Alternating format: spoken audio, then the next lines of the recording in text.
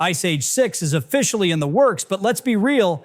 Is anyone still invested in watching Manny, Sid, and Diego run from natural disasters? I mean, at this point, they've survived the actual Ice Age, dinosaurs, and pirates. So, what's next? Climate change? Or are we just milking this thing dry for the sake of nostalgia? John Leguizamo, the voice of Sid, casually mentioned on an NPR podcast that Ice Age 6 is in the works.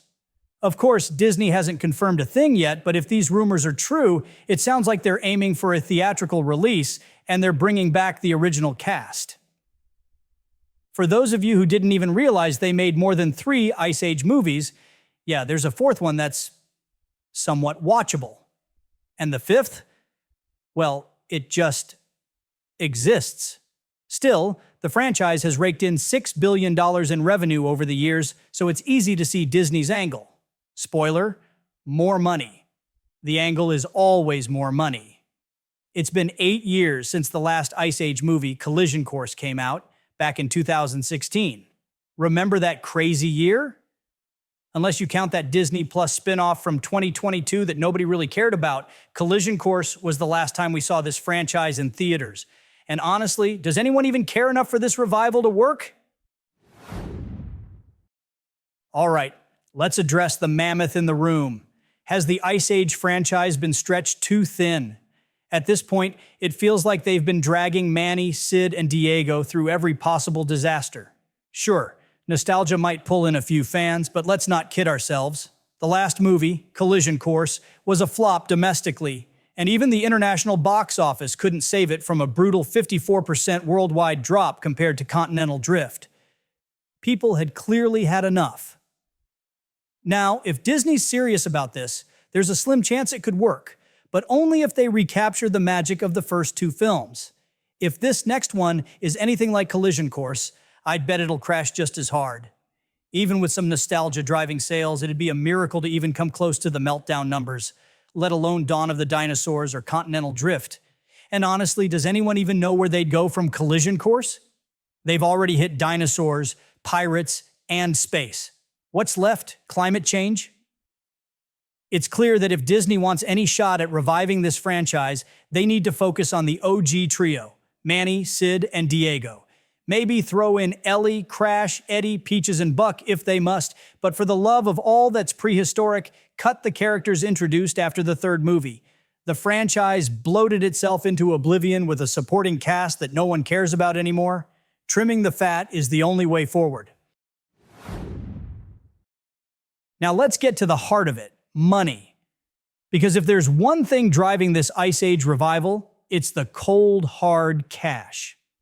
Collision Course, the last movie in the series, pulled in $402 million worldwide on a $105 million budget.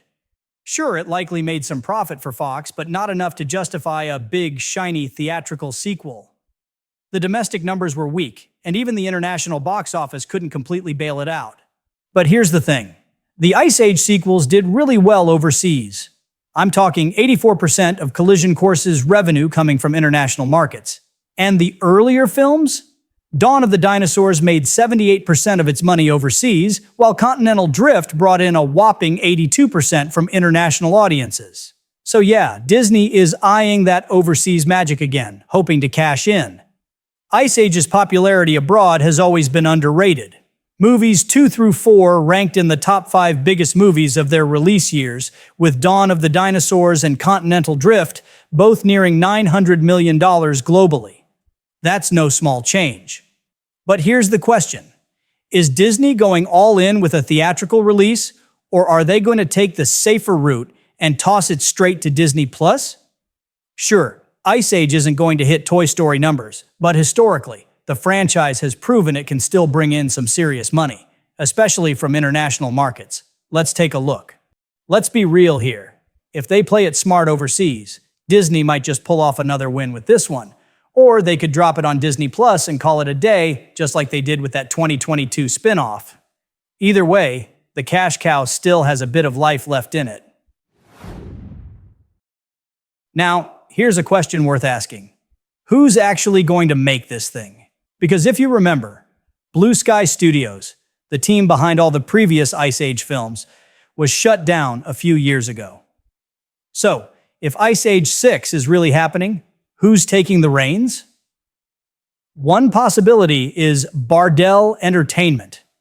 They were involved with the Ice Age Adventures of Buck Wild, that Disney Plus spin-off, and from what I've heard, they've been expanding to handle more 3D theatrical quality films. It wouldn't be surprising if Disney handed them the project, especially considering they've likely got some long-term deals in place.